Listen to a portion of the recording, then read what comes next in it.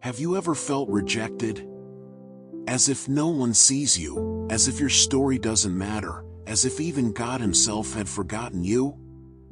Then this video is for you. Today, we're going to walk through the story of Ishmael, the son who was cast out, ignored, and abandoned to die in the desert, yet was heard by God. His life is not just an ancient tale, it's a mirror for all those who carry invisible wounds, for those who walk silently while screaming on the inside. Get ready to hear a story of resilience, faith, and redemption.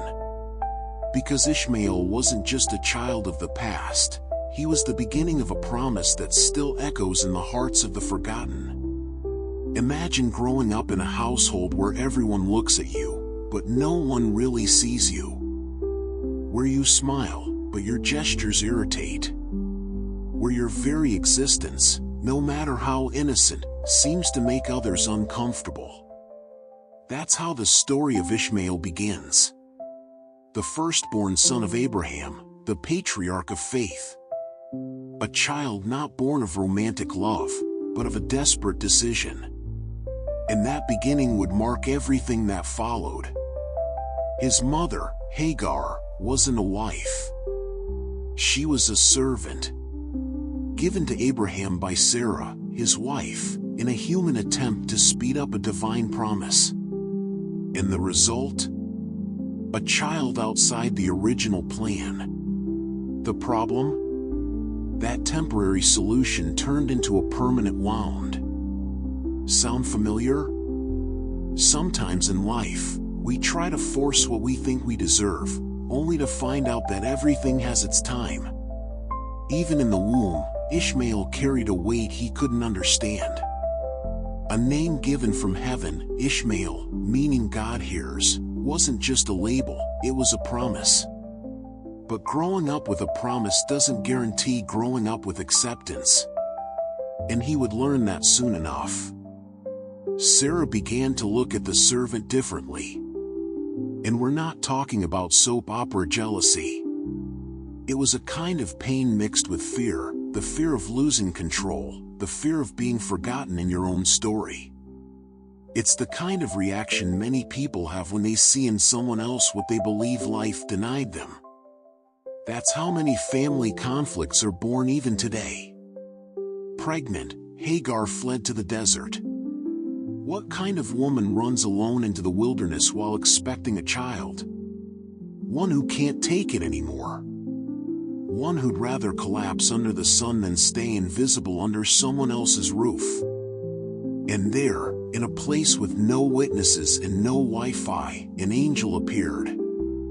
But he didn't offer escape, he offered purpose. Your son will live. And he will be strong, wild, and free. God has heard your cry. Genesis 16. That detail matters. God heard her. Hagar wasn't a patriarch. She wasn't a prophetess. She wasn't even a legitimate wife. She was simply a broken woman. But God leans in toward the broken. In a world that rewards the powerful, God still listens to the whispers of the weary. Have you ever felt like no one hears you? Ishmael is the story of those the world did not choose, but whom God did. She returned to the camp with new eyes. No longer walking as a servant, but as the bearer of a promise. And when she gave birth, she gave him the name from heaven. Abraham, moved, embraced his son. For a time, peace settled over the camp. But as you know, when the new disturbs the old, harmony never lasts long. Ishmael grew up among tents, herds, the sound of wind, and the rhythm of animals' footsteps. He didn't study writing on clay tablets, but he learned how to read silence. He was observant, agile, curious. But something about him unsettled Sarah, not because of what he did, but because of what he represented, a living sign that the promise might have come through another woman. This still happens today. Some people don't reject you for what you do, but for what your presence reminds them of. An ex. A betrayal. A what could have been. Ishmael, unknowingly, became a mirror Sarah didn't want to face. And every smile on that boy's face was, for her, a reminder of what her own womb had yet to achieve. And here's a hard truth: sometimes your greatest gift will be the very thing that irritates others the most. Not because you're wrong, but because your light doesn't fit their script. That's why so many are rejected by their families, their jobs, even their churches, not because they fail, but because they shine outside the expected lines. Ishmael was the first to call Abraham father. Can you imagine what that meant for a man who had waited years for a child? But that fatherly joy couldn't bridge the emotional rift growing within the household. On the outside, everything seemed fine. But inside, tension built like a storm with no clouds. Many homes are like that too. There's bread on the table, there's health, there's shelter, but also silent wounds no one wants to speak of. They live in the gaps between words, in the glances that meet, but never truly connect. And slowly, that home becomes a battlefield of unspoken emotions. Because even when love is present, if there's no space for someone's presence, the seeds of conflict take root. And while Abraham loved Ishmael, he also loved Sarah. And that tug of war would mark the beginning of a rupture, one that would reshape not only Ishmael's life, but the course of human history. Everything changed the moment the miracle finally reached Sarah's tent. After years of waiting, of tears, of unanswered prayers, her womb, the one believed to be eternally silent, began to stir. Sarah, once barren, now laughed. But it was a different kind of laughter. Not mockery. Not pride. A laugh of disbelief mixed with trembling hope. And in the same camp where Ishmael once ran free, Isaac, the son of the promise, was about to be born. Abraham was overjoyed. God had fulfilled his word. But this blessing came with an unexpected shadow. Because when a promise arrives late, it often finds the house already filled with human-made solutions. And even if Ishmael was never a mistake, his place would now be questioned. Isaac was the fulfillment, the future, the official heir. So what room would be left for the firstborn? Sarah made her decision clear, almost instantly. It took just one laugh from Ishmael, a typical teenage joke, to trigger every alarm in her heart. During the weaning celebration of Isaac, a culturally important event, Ishmael laughed. We don't know if it was mockery or simple joy. But Sarah couldn't bear it. She turned to Abraham with a firm command: "Send that servant and her son away, for he will not share in the inheritance with my son." Maybe something similar has happened to you. You do something harmless, a laugh, a comment, a gesture, and suddenly, you find yourself shut out. Not because of what you did, but because of what others feel. That was Ishmael's story. His very presence had become an obstacle. Abraham was devastated. He loved Ishmael. He was his firstborn. He had taught him how to hunt, how to pray, how to count stars. But in the midst of this painful conflict, God spoke. And what he said, though heartbreaking, was clear: do as Sarah tells you. For through Isaac your offspring will be named. But I will also make a great nation out of Ishmael. And so, one morning, without ceremony or emotional farewell, Abraham handed Hagar a skin of water and some bread. He touched his son's shoulder. He tried to smile, but couldn't. Ishmael, confused, didn't understand. All he knew was that his world was falling apart. His mother took his hand, and they began to walk, with no destination. Here begins a wound many know too well: emotional exile. You don't need to cross a physical desert to feel cast out.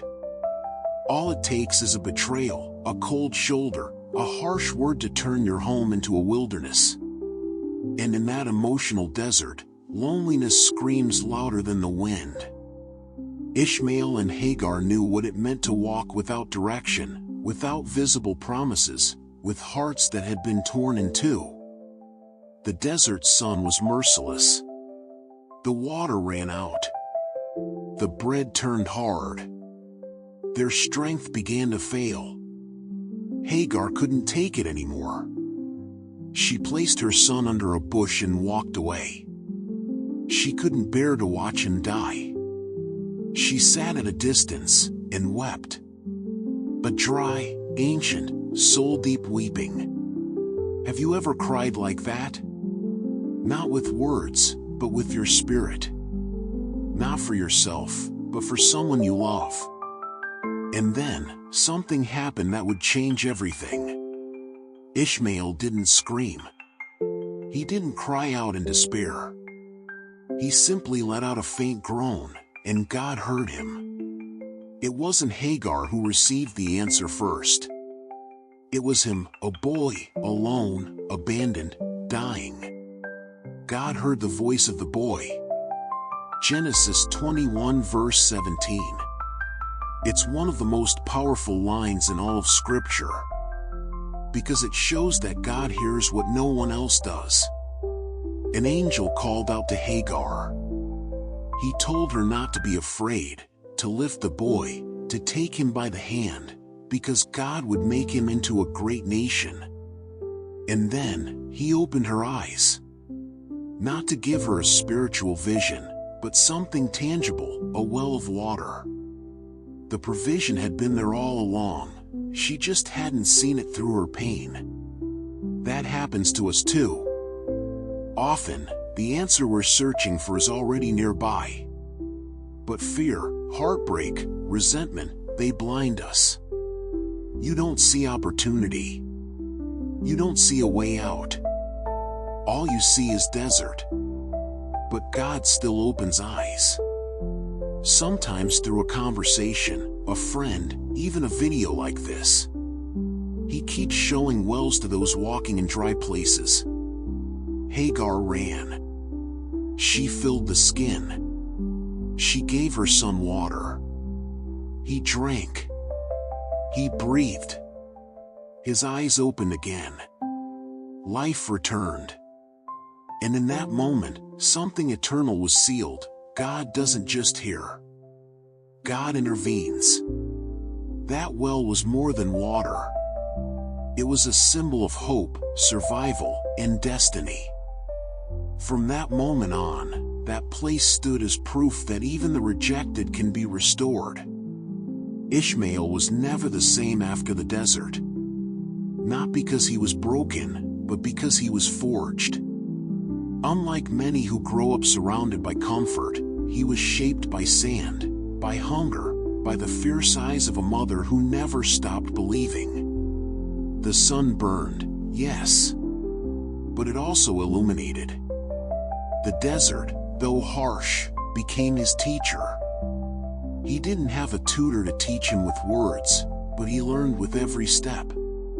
He learned to read footprints in the sand, to distinguish the sound of wind moving through tents, to find water where others saw only dust. The boy who once wept beneath a bush now ran through the dunes with eyes wide open. Life had denied him many things, but not instinct. And Hagar, always watching from the shadows, understood something many parents forget. It was no longer time to protect, but to prepare. She couldn't prevent every wound, but she could teach him to endure. And with every shared silence beneath the stars, the bond between them grew stronger. They were not just mother and son. They were battle companions. So, while other children learned letters, Ishmael mastered the bow. not for sport, but for survival. The first time he shot, the arrow fell at his feet. The second, it flew a bit further. The 10th brushed against a stone. The 20th struck the target. And what did he do? He didn't cheer. He simply smiled. Because he understood something rare: success is not shouted. It's honored in quiet gratitude. In today's world, people crave instant results. They start a diet and give up after 3 days. Launch a project and quit at the first setback. But Ishmael reminds us that endurance is something you train. It doesn't come with likes or followers, but through quiet, daily perseverance. If you're in a hard process right now, maybe this is your desert stage. And that's not a punishment, it's preparation. Over time, his name began to echo among the nomads. The archer from the south, some called him.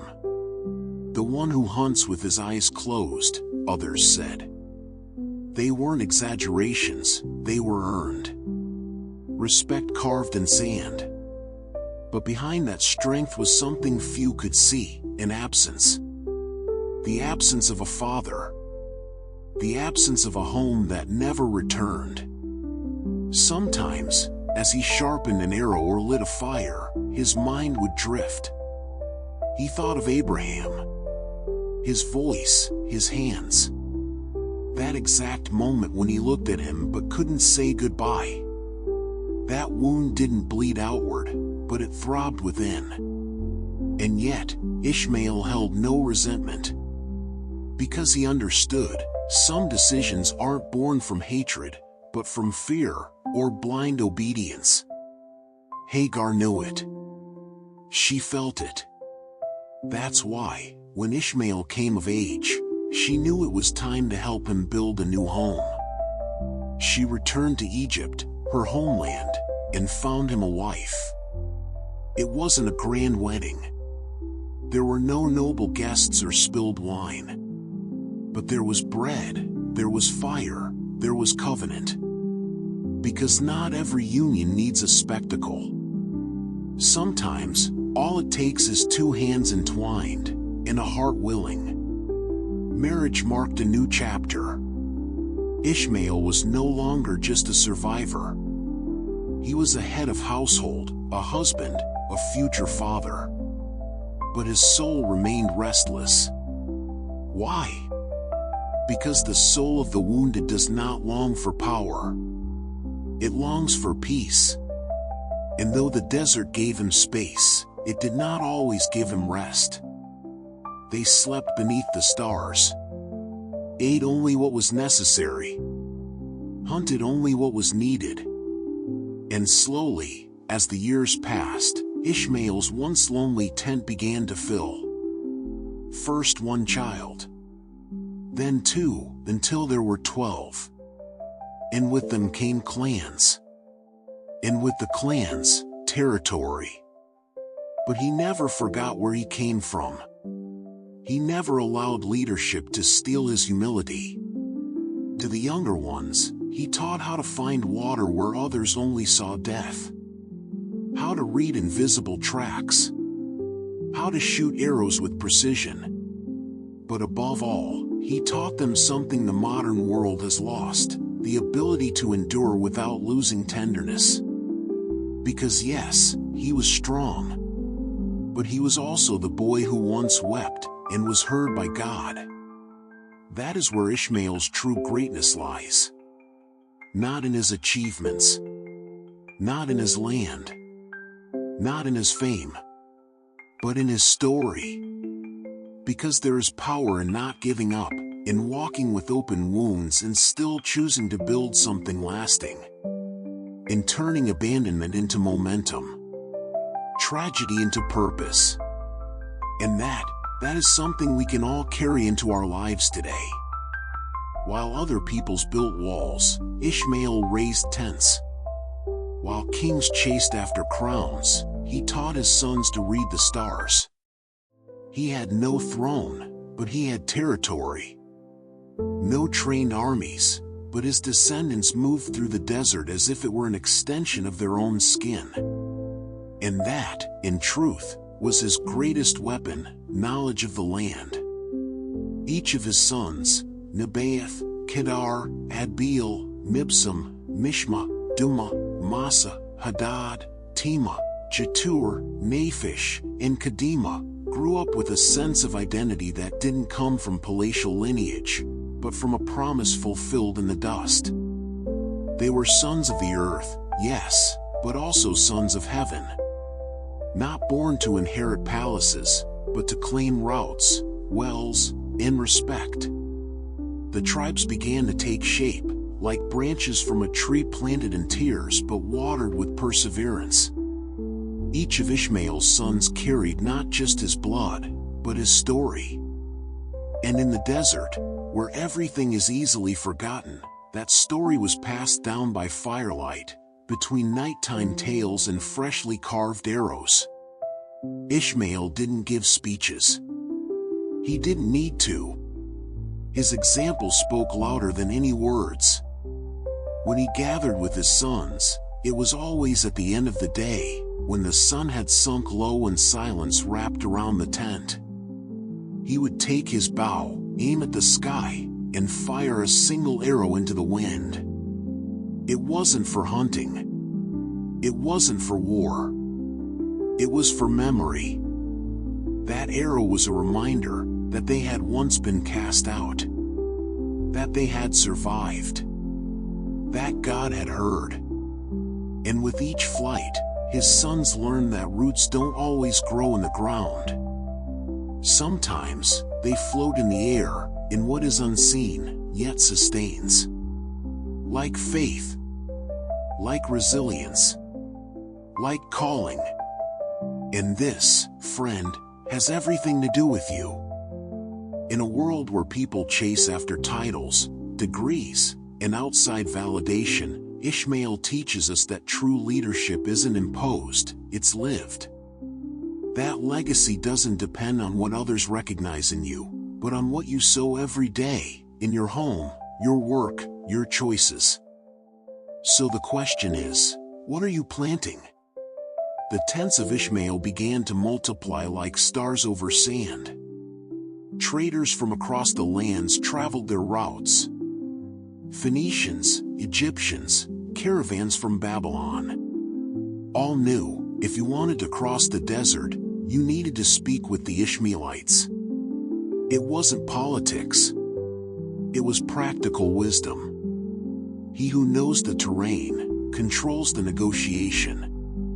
And here lies a lesson for today, the power of adaptability. The children of Ishmael had no fixed structures.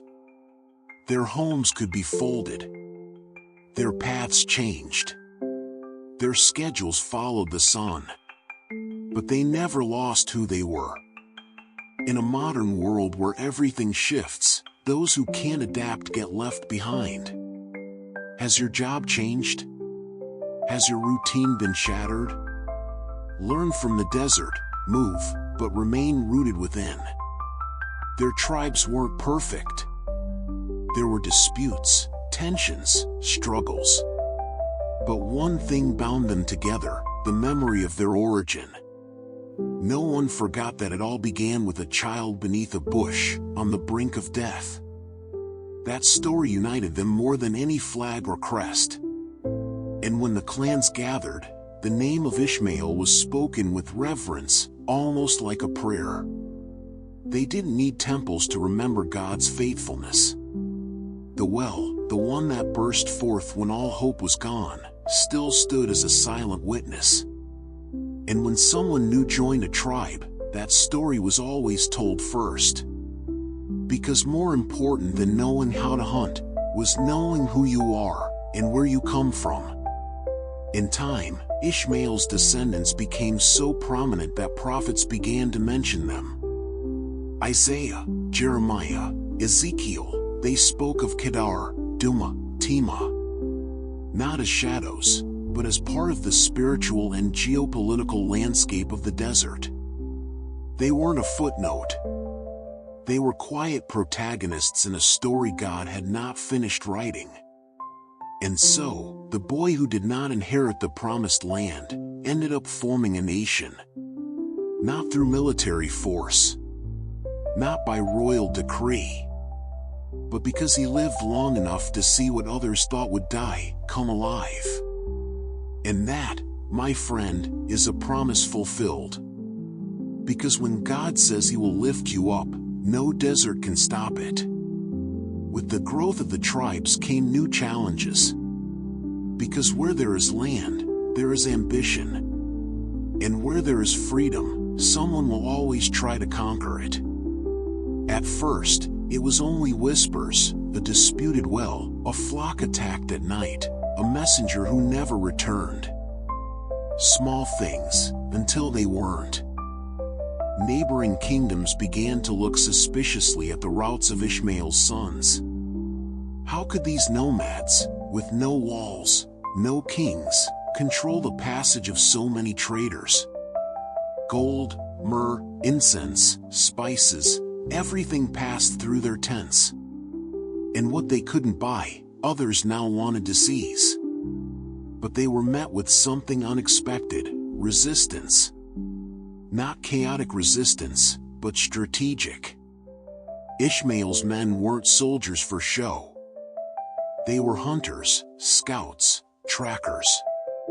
They knew every stone of the desert, every shift in the wind. They knew when to hide, when to move, when to strike. Even the sand itself seemed to be on their side. The first battles were swift. Ambushes in the night, camouflage traps, archers hidden high on the hills. By the time the invaders reached the camp, there was no camp. Only erased footprints and silence. And that, more than 1,000 swords, brought confusion. Because how do you defeat someone who knows how to disappear? Once, a northern tribe tried to invade the wells of Massa. They came armed with iron swords, bronze shields, and war cries echoing through the dunes. But what they didn't know was that Ishmael himself was on watch that night. Older now, with a white beard and slower steps, but eyes just as sharp as ever. He didn't shout. He didn't run. He simply raised his bow and released a single arrow. It didn't kill. It landed right in front of the enemy leader. A warning. A silent message: we see you. Don't underestimate us. And they didn't. They turned back. Not out of fear of death, but out of respect for a man who didn't need to speak to be understood. That moment remained etched in the memories of his sons. It taught them something few modern leaders understand. True authority isn't imposed by volume, it's carried by example. Want to lead your home, your business, your life? Learn to speak with action, with consistency, with integrity. The tribes of Ishmael understood that freedom is not a gift, it is a responsibility. To preserve it, they had to understand its value. Because those who don't value their well, lose it. Those who don't guard their tent, lose their shelter. That ancient wisdom made them silent guardians of the desert. They didn't wish to conquer cities. They only wished to defend their paths.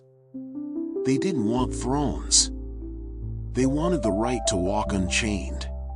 But even that simple right, in a world consumed by ambition, can become a reason for war. So they trained their young not only in the art of the bow, but in the art of patience. Because some battles are won by not reacting. And that lesson is gold today. On social media, for example, many live in constant reaction. A negative comment, and they explode. A critique, and they respond with fury. But the children of Ishmael had learned to observe first. To wait for the right moment. To speak only when the arrow could fly straight to the mark. And that is emotional wisdom. Despite the conflicts, the tribes continued to grow without losing their essence. There were no palaces, but there was respect. No scribes, but there was memory. Around every fire, the same stories were told of the well, of Hagar, of the God who hears. And that kept them united more than any flag ever could. Because while the world turned around power, they turned around identity. They knew who they were. They knew why they were there. And they knew that the same voice that called them to live would defend them when enemies roared. Because if God once heard a whisper in the desert, he would surely defend his people when a storm came. The desert wind felt strange that day. It didn't blow hard, but it carried a weight, a kind of silent anticipation. Ishmael, now aged, stood before the well from which he had drunk so many times, and remembered the face of his father. He didn't know how, but he knew. Abraham was gone. No messenger had crossed the dunes. No voice had brought the news. But some things, the soul simply knows. Blood recognizes. The heart that was once a son never forgets the one who gave it life. And so, without a word, Ishmael prepared his mount, took his bow, for he never traveled without it, and set off toward Hebron, where the cave of Machpelah lay. He arrived before Isaac could even react. The son of the promise was standing at the tent's entrance, holding Abraham's covered body in his arms. When their eyes met, no words were spoken. Only a long look, ancient, heavy with stories never lived, conversations never shared, a brotherhood fractured by choices not their own. Ishmael lowered his head. Not as a slave, not as one defeated, but as someone who recognized the closing of a chapter. The boy who had once been rejected was now a complete man. A leader. A patriarch. But in that moment, standing before his father's body, he was just a son. And sons, no matter how strong, always bend under the weight of goodbye. Together, wordlessly, they carried Abraham's body to the cave. They did not allow servants to assist. Not out of pride, but out of honor. He was their father. Their responsibility. Their final act of reverence. They laid him beside Sarah, his wife, in that sacred place where fulfilled promises came to rest.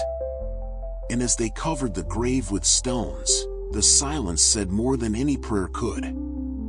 Ishmael looked at the tombstone. Not with bitterness, but with understanding. Because time had taught him that some wounds are not healed by revenge, but by wisdom. That Abraham did not cast him out of hatred, but out of obedience. That he had not been chosen to inherit Canaan, but he had been chosen to build something greater, a free people. Isaac, for his part, also said nothing. But he understood. That man standing before him, so different, yet so familiar, was part of his story. Not as an enemy. Not as a shadow. But as a brother. They had not shared a childhood. Nor a roof. But they shared blood. And at that moment, before their father's grave, that was enough. Sometimes, reconciliation doesn't come with tears or hugs. It comes with presence. With gestures. With respect. And so, they parted. Without words. Without promises. Ishmael mounted his camel, took one last look at the cave, and rode away.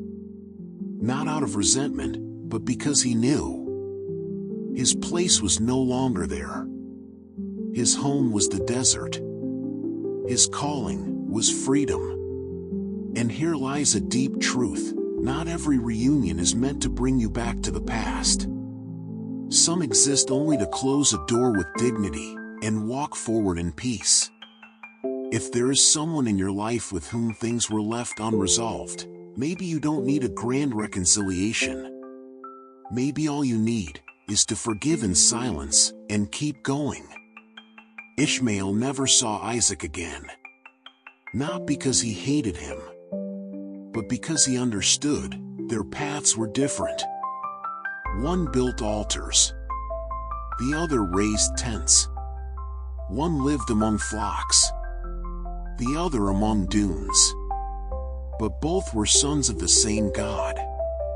And though they may not have walked side by side, they were united in destiny. The journey back was long, but different. There was no weight left on his chest. The silence that had always followed him no longer hurt. It had become rest. Because when you close a chapter properly, you can walk more lightly into the next. And that's exactly what he did. He returned to the desert, to his sons, to his clans, to his purpose. Because he had discovered something many spend their lives chasing and never find: that you don't need to be recognized by everyone when you've already been recognized by God. That you don't need to inherit land if you can plant legacy. And that sometimes the greatest act of strength is to let go. With the passing of years, Ishmael's tents were no longer mere shelters, they had become symbols. They had no golden domes, yet leaders were born inside them. They didn't house thrones, but they held decisions that would shape generations. While other nations measured greatness in walls, the children of Ishmael measured theirs in invisible and deep roots. Each of his 12 sons formed a clan. And from those clans, tribes emerged. From the tribes, trade routes, alliances, and systems. But they all held one thing in common: memory. Every child, as they grew, heard the story of the well, the day their ancestor nearly died and was saved. Because a nation that forgets its origin loses its soul. Ishmael did not lead from a throne. He led by example. He baked the bread, adjusted his bow, patched his tent with hands toughened by sun. And his children followed, not because they had to, but because they wanted to. Because true leadership isn't built through fear, it's earned through consistency. And that's a lesson many need today. Want your children to respect you? Don't impose, teach them through your life. Want to be heard at work? Don't yell, act. Want to leave a legacy? Don't just accumulate, pass down values. Because real influence doesn't come from position, it comes from posture. Ishmael's name began to travel beyond the boundaries of his tents. Merchants spoke it along the trade routes. Neighboring tribes recognized him as a patriarch. He wore no crown, yet his word was law among his people. When he spoke, others grew silent, because they knew every word he uttered carried sand, story, and scar. With each season, he gathered his sons. Not to impose laws, but to tell stories. He spoke of the day God heard him. Of the silence of exile. Of the arrow that flew into the sky. Of the invisible well that had always been there, just waiting for his eyes to open. And those stories, they were never forgotten. They were stored like weapons of the heart. Sometimes, a grandson would ask, "Grandfather, why don't we have palaces like other people's?" And he would smile and say, "Because the wind teaches us to move. And those who adapt, survive." We don't seek walls, we seek wisdom. And that was enough. The tents of his children spread across the south. They settled between Egypt and Assyria, reaching the edges of the Euphrates, crossing paths others feared to tread. In every tent, hospitality. In every well, defense. In every fire, story. Because when a culture is born in the desert, it learns to burn without being consumed. They weren't an empire, but they had influence. They didn't crave dominion, but they had territory. And the most curious thing? The less they desired, the more they were respected. Because in a world where everyone wants more, sometimes true wealth is found in having just enough and enjoying it in peace. The prophets began to mention their names. Isaiah spoke of Kedar, Jeremiah of Duma, Ezekiel of Tema, not as enemies, but as real peoples, with faces, with voices. No longer the others. They had become part of God's map, part of his greater narrative. And as all this unfolded, Ishmael aged. He no longer hunted as he once did, but he still shot his arrow at every gathering. Each time more deliberate. Each time more meaningful. Because it wasn't just tradition anymore, it was a covenant with the past. A way of saying, I am still here. Don't forget me. Don't forget who we are. Because while many chase public recognition, Ishmael teaches us that true worth is when your name lives in the memory of those who follow you. Not by force, but because when they hear it, they remember that God still hears. The years passed like the wind that reshapes the dunes, changing their form, but not their essence. Ishmael was no longer the young archer racing over stone, nor the vigilant leader guarding wells with a fierce gaze. His steps had slowed. His voice had softened. But his presence remained mighty. Not because of physical strength, but because of the story he carried. Each wrinkle on his face, a chapter. Each silence, a lesson. He no longer hunted, but he still strung the bow with hands that knew every fiber of its cord. His grandchildren sat at his feet as if listening to a prophet. And perhaps, that's exactly what he was. Because what Ishmael told were not fables. They were scars. He rarely spoke of himself. But when he did, he didn't speak as a hero. He remembered the tears of his mother, the heat of the desert, the invisible well. God heard me, he would say. And that is enough. He didn't need applause. His legacy wasn't a statue. It was living people. A nation that breathed among tents. Often, he could be seen staring at the horizon, lost in thought. No one interrupted him. His children knew those silences were sacred. Because even after founding a nation, he still carried an absence. The absence of a father who never said goodbye. The absence of a home that closed too soon. But it wasn't bitterness. It was memory. And that difference changed everything. Because some let their past freeze them in place. Ishmael, instead, turned it into fire. He used his wound as a map. And every time he felt the echo of abandonment, he reminded himself, I was not forgotten by God. I was set apart for something greater. That is an immense truth. We all carry absences. People who failed us. Who left. Who gave us questions with no answers. But you decide what to do with that. You can remain in the wound, or turn it into a calling. You can live blaming, or begin building. Ishmael chose the second path. In one of his final gatherings, he spoke a phrase that marked everyone there. I am the one God heard. He didn't say the strong one, or the patriarch, or the warrior.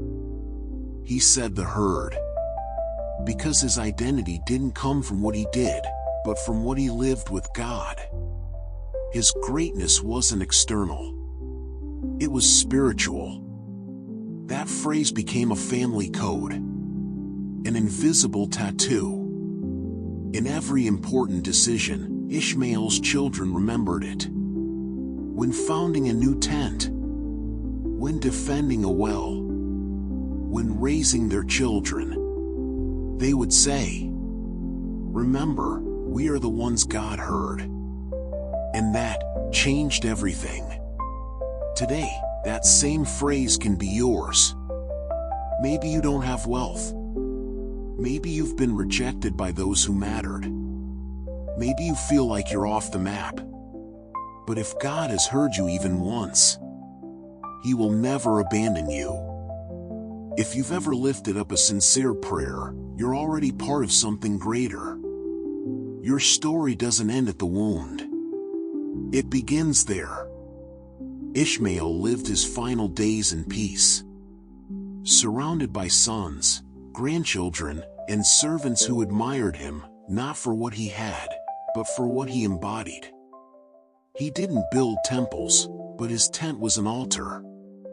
He didn't write books, but his life was an open letter of faith, pain, and redemption. And when the moment came, there was no tragedy, only silence. The same silence that had followed him since childhood now wrapped him like a soft mantle. He closed his eyes, lay down among his people, and departed. Not as a victim, but as a legend. Not as an outcast, but as someone who understood his calling and embraced it to the very end. Because some are remembered for what they conquered, Ishmael is remembered for what he endured. Ishmael's death was not the end, but the beginning of something even greater. Because when a man lives with purpose, his influence outlives his presence. His children did not mourn him with despair, they honored him with continuity.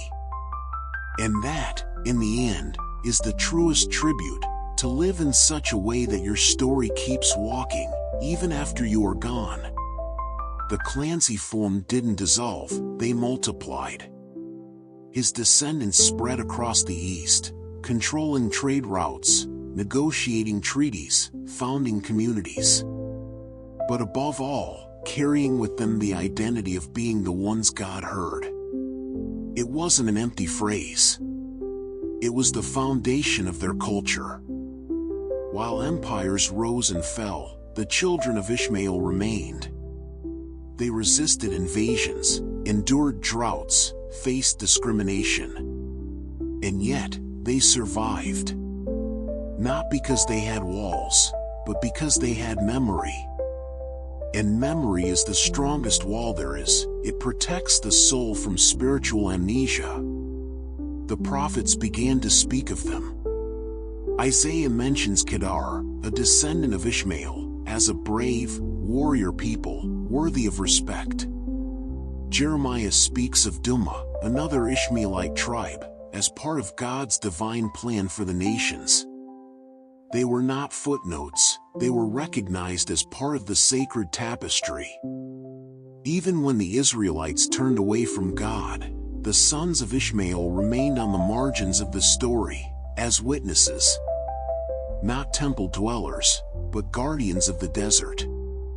Not bearers of the Mosaic covenant, but recipients of their own promise. Because God had not forgotten them. He still saw them.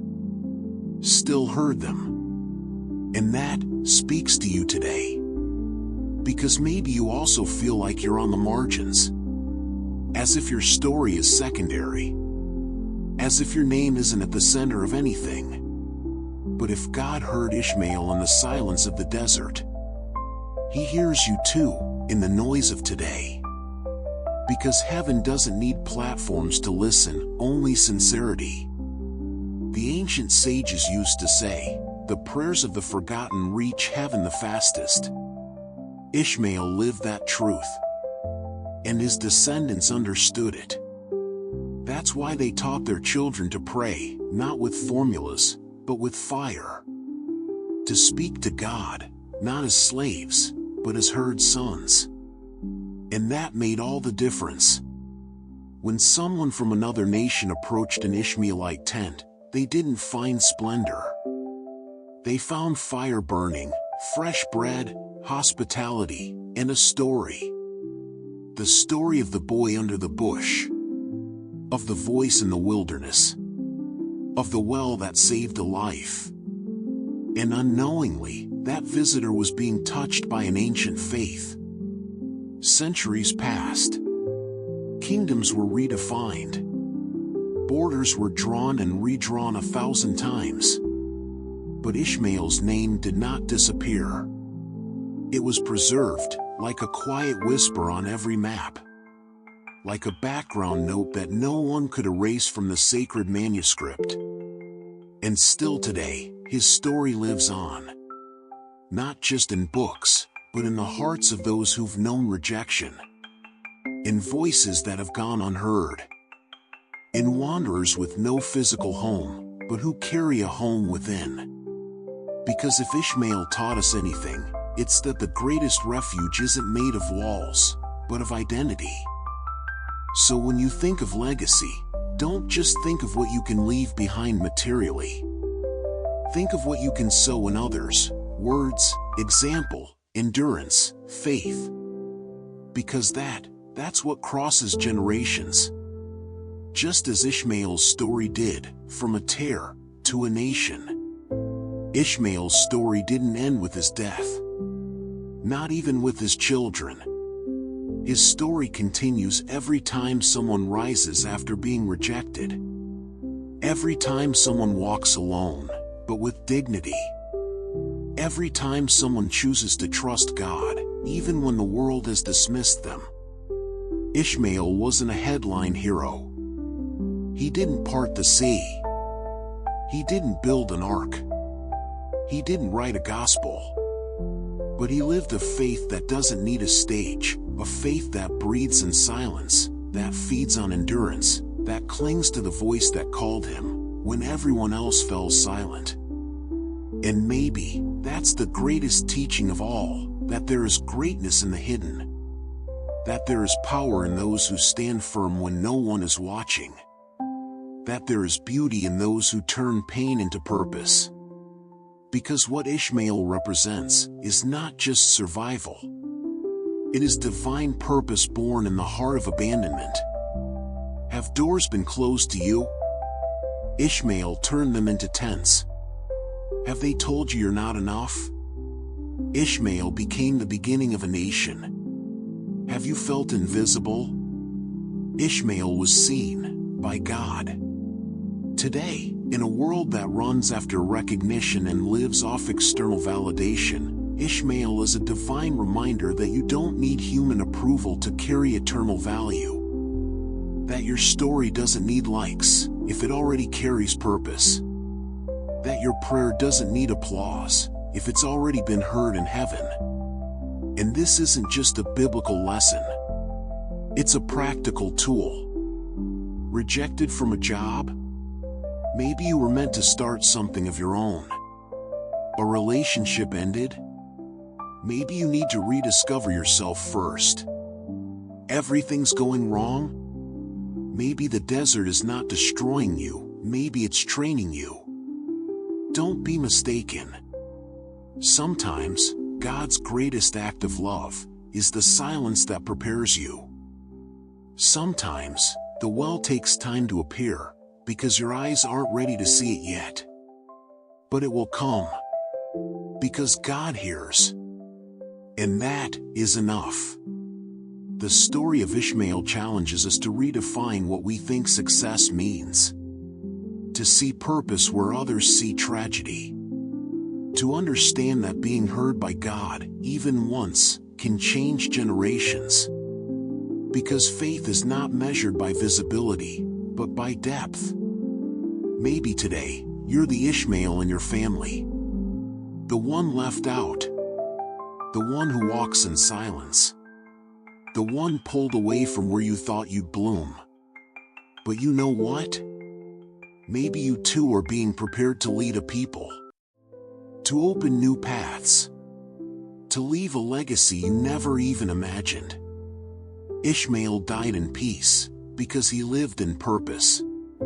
Because he refused to be defined by what he lost, and chose instead to build what he was called to. Because he never let rejection silence the voice that called him from heaven. And that changes everything. Because when God hears your voice in the middle of the desert, it's because he's about to transform your story. If this story touched your heart, don't keep it to yourself. Share it. Because maybe someone out there is feeling like Ishmael. And this message might just be the well they've been looking for. Subscribe to the channel so you don't miss any of these soul-stirring stories from Scripture. Like this video if you felt that God also spoke to you in the middle of your desert. And tell us in the comments, what part of Ishmael's story moved you the most?